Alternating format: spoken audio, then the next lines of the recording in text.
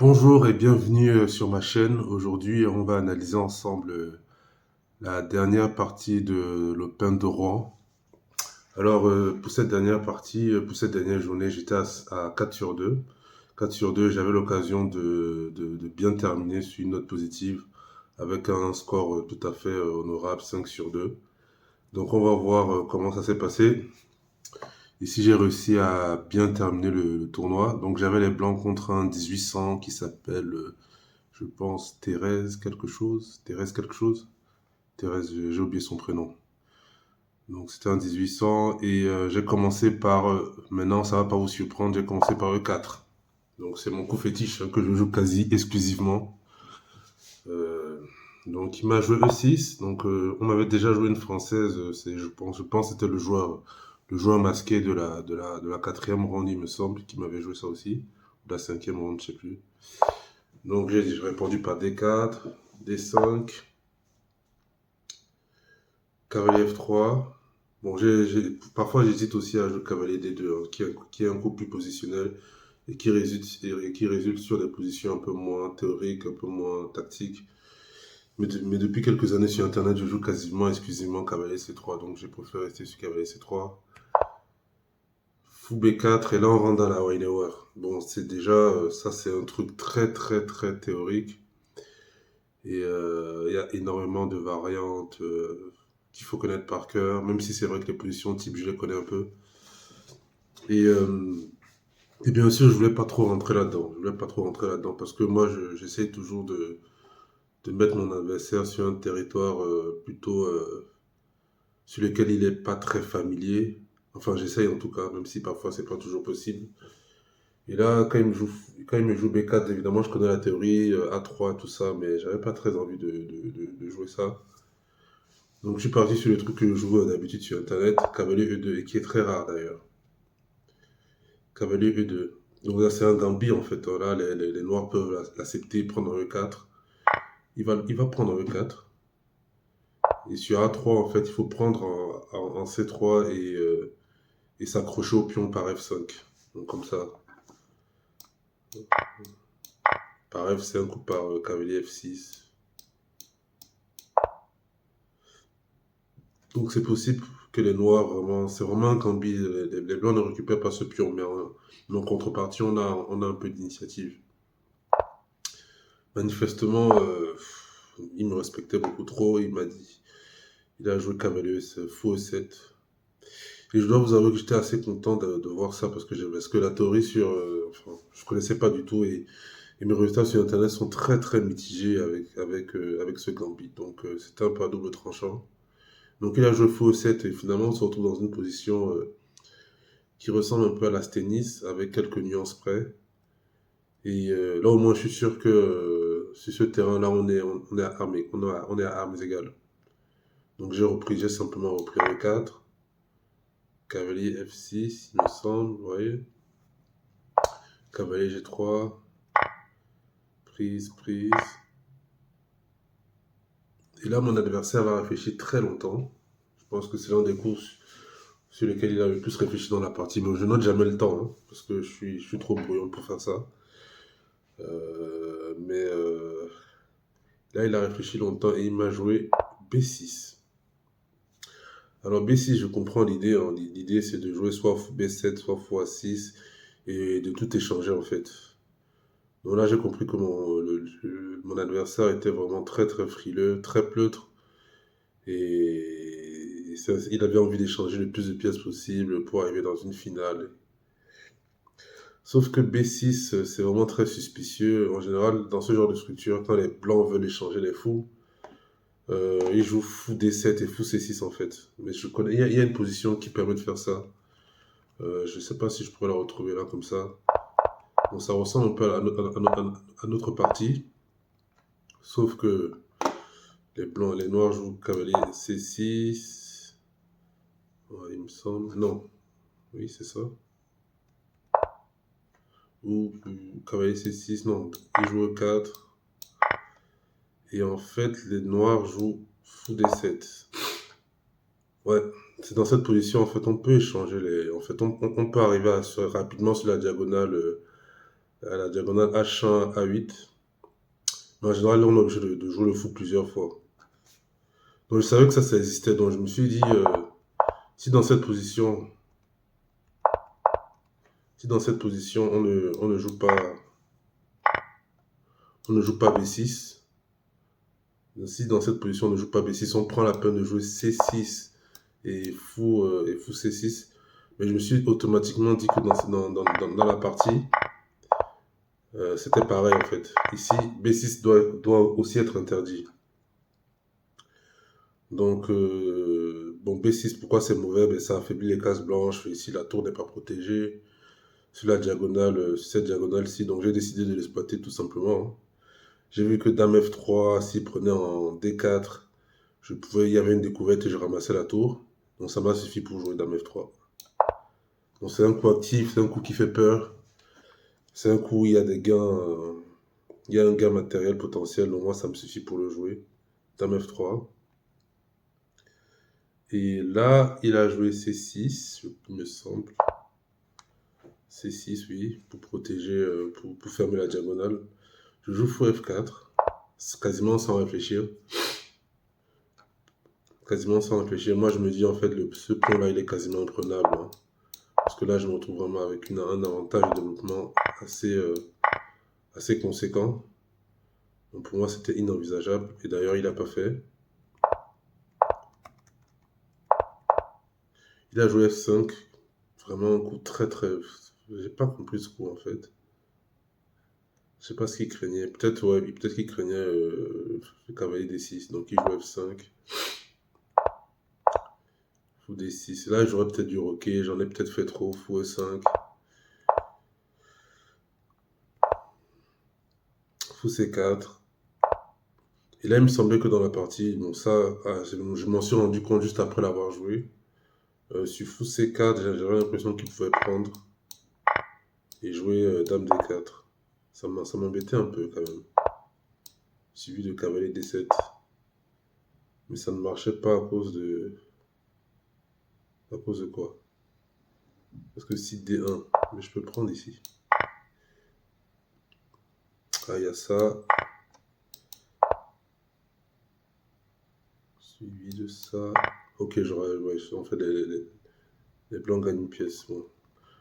J'ai eu peur pour rien. Donc, j'ai eu peur pour rien. Donc, fou E7, il a joué.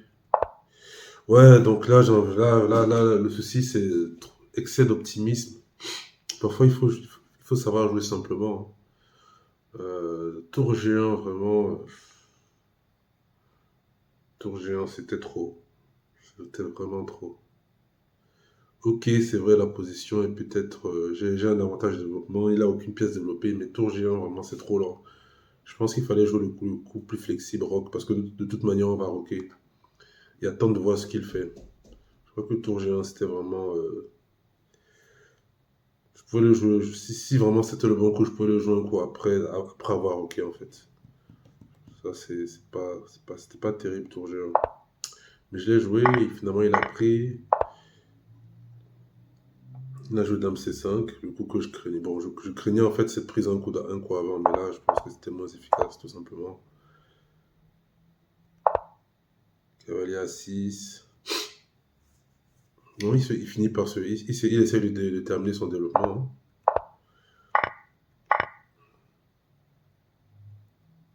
Prise de la dame. Bon, dans cette partie, j'étais d'humeur assez belliqueuse, donc moi, j'aime toujours. Je sais que toutes les parties d'échecs doivent pas se terminer comme ça, mais en général, quand je joue et que j'affronte un adversaire comme ça qui joue mal l'ouverture, je me dis toujours, bon là, je dois sacrifier un pion, puis je dois sacrifier une pièce, et ensuite je dois mater en fait. Je suis un peu resté prisonnier de cette vision assez romantique des échecs. Et j'ai perdu beaucoup de parties comme ça en fait. Parce qu'il y a des fois, il faut savoir ça. Le meilleur coup, c'est parfois un échange et de gagner la finale. Et moi, j'ai mis du temps à comprendre ça. C'est pour ça que là, je suis très très fier d'avoir trouvé le coup de Dame C4.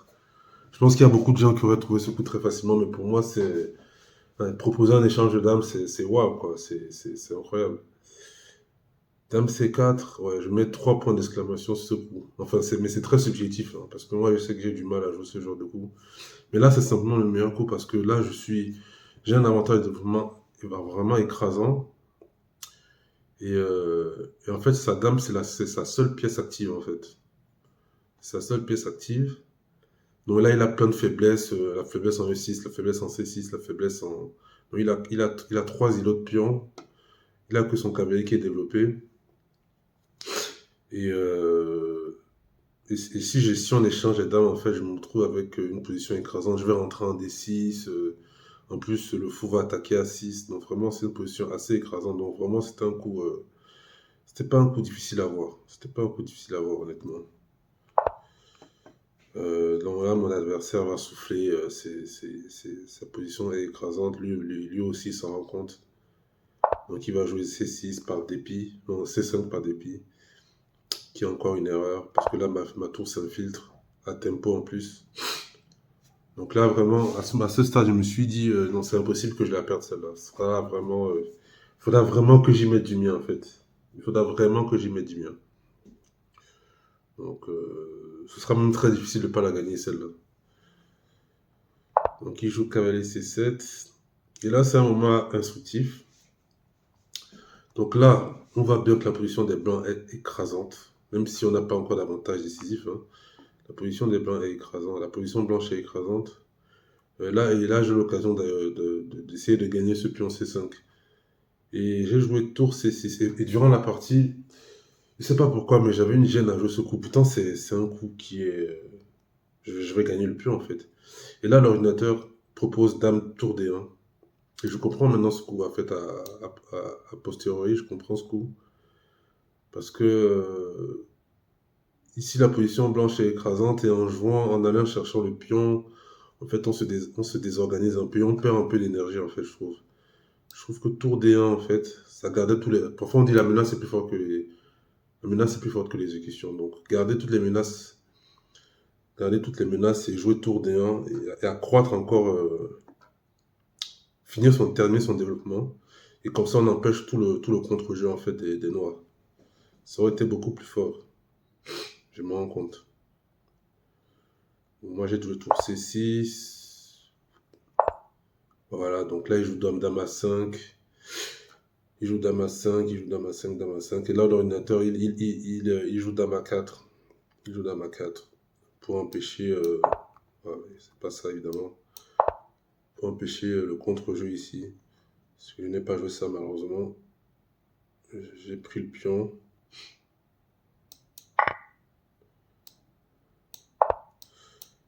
Ouais, je suis toujours mieux, hein. Je suis toujours mieux, mais bon, voilà. Toujours largement mieux, même. Il joue cavalier D5. Et là, je sais pas pourquoi, j'ai réfléchi, je crois, 20 minutes ce coup. Et là, j'essayais vraiment de trouver le chaos. Mais il n'y en avait pas, en fait. J'ai réfléchi très, très longtemps, de sacrifices dans tous les sens. Faut prendre des 5. Faut prendre des 5.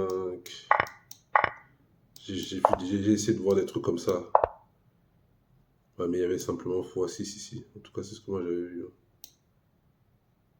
x6, c'est ce que j'avais vu dans la partie. x6, bon voilà, il n'y a rien de concluant, quoi. Il n'y a rien de concluant. La partie continue. Peut-être que ça aurait été même mieux, en fait, que ce que j'ai fait, hein. J'essaie de trouver le chaos, mais je voyais rien, en fait. Donc j'ai finalement opté pour l'échange des dames. Cavalier prend 6. Bon, j'avais bien vu qu'il y avait cette case-là et ça me gênait un peu de. Donc voilà, donc là je trouve qu'il a un peu de contre-jeu. Il a qu'une seule pièce développée, mais cette pièce, elle m'oblige encore à m'employer, à être très précis là, parce que là il menace une fourchette. Je trouvais ça un peu chiant quand même que avec toutes ces pièces développées, lui, qu'avec son cavalier, il arrive à me poser quand même des problèmes. Donc là, j'ai joué roi B1. Il a joué tour D8. Donc, j'ai envie d'empêcher la dame, la tour d'arriver sur la deuxième rangée. Donc je joue tour D6. Échange, échange. Et là, c'est la raison pour laquelle j'aime vraiment pas les finales. Parce que là quand je regarde l'ordinateur, il me dit plus 2. J'ai un pion de plus. Oui, la position est écrasante, mais je trouve que c'est encore une faiblesse dans mon jeu. Parce que pour moi, c'est bon, c'est évident quand même, mais j'étais mal à l'aise. Je sais pas pourquoi. Je sais pas pourquoi j'étais mal à l'aise là, alors que la position est vraiment écrasante, hein. Ça, c'est un truc qu'il faudra que je corrige. C'est un truc qu'il faudra que je corrige parce que toutes les parties peuvent pas se terminer en miniature. Ça, c'est pas possible. Donc là, il a joué fou D7.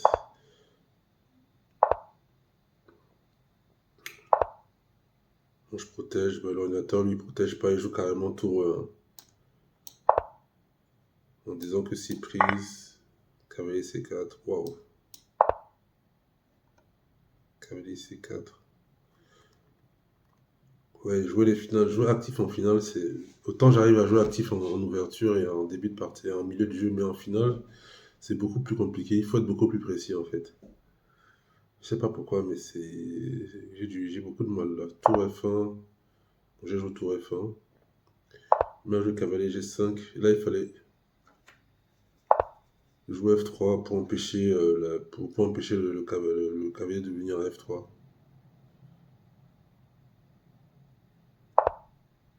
Cavalier C4.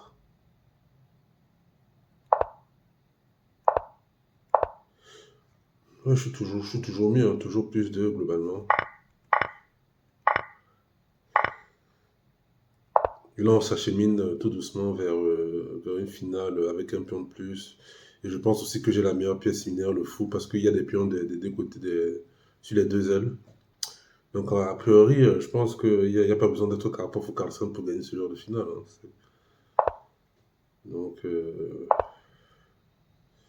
et là, qu'est-ce qui se passe? Je me lève, il me reste 2 minutes. Je me lève pour aller aux toilettes. Il me reste 2 minutes. Mon adversaire aussi, il lui reste pas beaucoup de temps. Donc, je cours en fait pour aller aux toilettes. Ah mince, excusez-moi. Je cours pour aller aux toilettes. Je cours pour aller aux toilettes. Quand je reviens, je vois que mon adversaire a joué tour D7. Et là, je voulais d'abord jouer tour D5.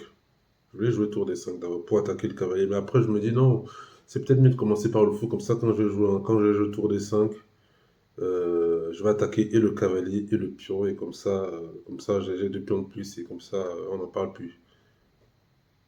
Donc, je prends le fou et je le mets en C4. Et là, il me joue tempo, cavalier A3, échec. En fait, il aurait même pu jouer aussi cavalier C3.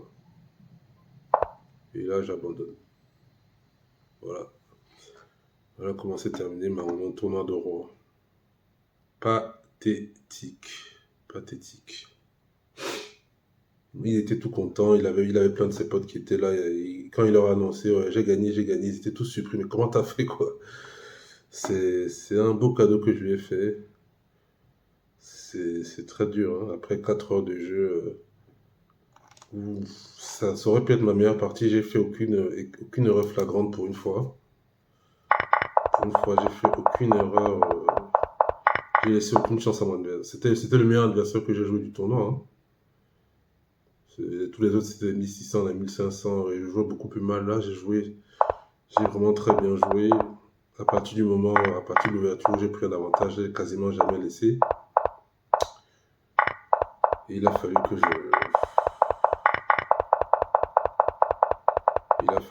fasse cette bourde monumentale, quoi. Donc voilà comment s'est terminé mon tournoi de roi.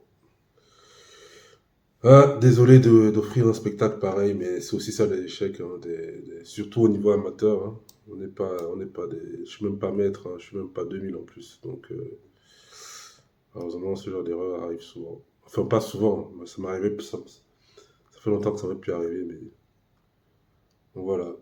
Donc évidemment, très déçu, hein. Je passe d'un 5 sur 2 potentiel à 4 sur 3. Mais je suis quand même content, j'ai bien joué cette partie. J'ai quand même surclassé mon adversaire.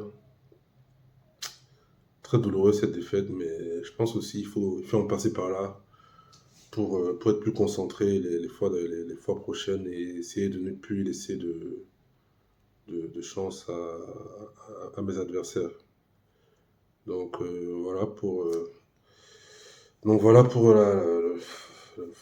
donc c'est comme ça que se termine mon tournoi de Rouen. Bon, j'espère que ceux qui m'ont suivi ont quand même apprécié. J'espère que vous avez appris quelques trucs et que peut-être ça vous aura donné envie de participer vous-même à un tournoi. Donc à la prochaine, au prochain tournoi peut-être.